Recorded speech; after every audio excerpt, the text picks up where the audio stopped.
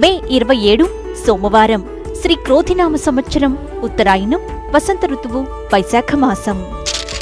పక్షం కృష్ణపక్షం. తిథి చవితి, సాయంత్రం 4:51 వరకు. నక్షత్రం పూర్వాషాఢ, ఉదయం 10:05 వరకు.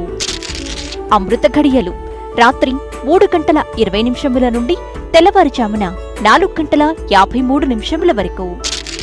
రాహుకాలం ఉదయం 7:22 నుండి 8:59 వరకు. యమగండం ఉదయం 10:36 నుండి మధ్యాహ్నం 12:13 వరకు. వర్జ్యం సాయంత్రం 6 గంటల నుండి రాత్రి 7:33 వరకు.